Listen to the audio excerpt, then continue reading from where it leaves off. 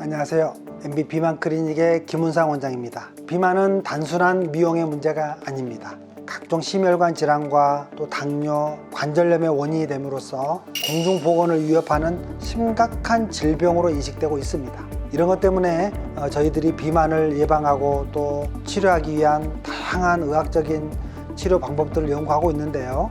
최근에 아주 획기적인 비만 치료 주사제가 개발되었습니다. 그래서 위고비라는 이 비만 치료 주사제에 대해서 알아보는 시간을 갖도록 하겠습니다.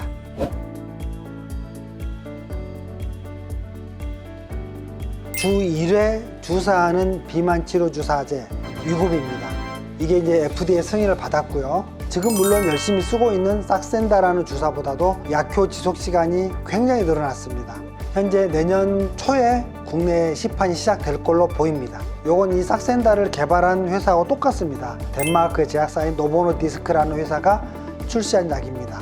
이 위고비의 성분은요, 세마글루티드로 싹센다의 리마글루티드라는 것과 비슷합니다. 그래서 GLP-1 유사체라는 점은 같습니다. 그러나 이 위고비는요, 체내에서 약물의 농도가 줄어드는데 걸리는 시간, 즉 농도가 없어지는 시간을 싹센다에 비해서 엄청나게 늘어났습니다. 싹센다가 반감기가 13시간입니다.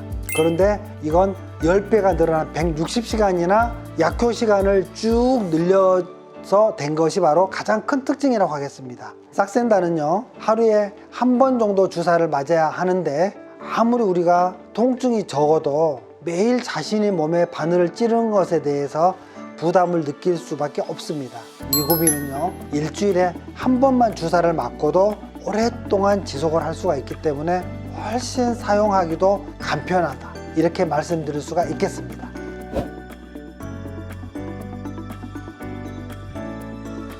이 위고비의 적응증은요, 크게 세 가지라고 보시면 됩니다. 첫 번째 당뇨, 두 번째 비알코올성 지방간, 세 번째가 비만 치료. 싹센다도 똑같습니다. 근데 이 위고비는요, 이 싹센다와 같은 GLP-1 유사체라고 말씀드렸는데, GLP-1이란 것은 글루코스 라이크 펩타이드, 이 약자입니다. 당분과 유사한 어떤 단백질이다, 이런 이야기인데요, 식욕을 억제하는 작용을 한다는 겁니다.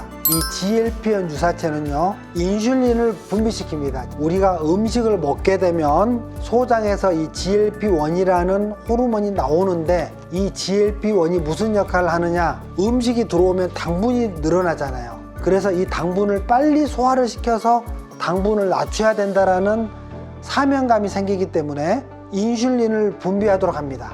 그래서 혈당이 상승하는 것을 억제하는 역할을 하는 겁니다.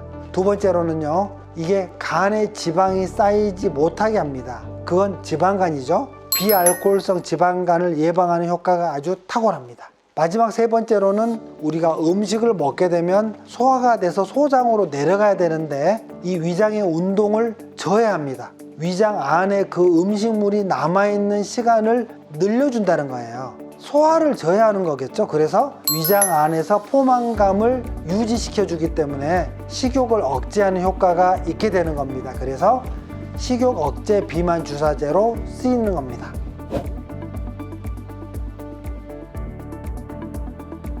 첫 번째, 싹센다는 매일 한 번 주사를 한다. 하지만 위고비는 일주일에 한 번만 주사해도 된다. 두 번째, 싹센다는 작용 시간이 13시간이다. 위고비는 160시간이나 작용을 한다. 즉 위고비가 10배 정도 작용 시간이 길다. 세 번째, 체중 감소 효과는 그럼 어떨 거냐. 싹센다는 56주 동안 치료를 했더니 체중의 8%가 감소가 됐다. 하지만 위고비는 68주 동안 임상실험을 했더니 17%의 체중을 감소시켰다. 즉 싹센다가 위고비에 비해서 절반밖에 안 되고요, 2배 이상의 체중 감소 효과가 위고비가 있다는 겁니다. 마지막으로 금액인데요, 싹센다는 한 달 치료 비용이 30만 원 이내입니다. 하지만 위고비는 160에서 200만 원 정도의 아주 고가입니다.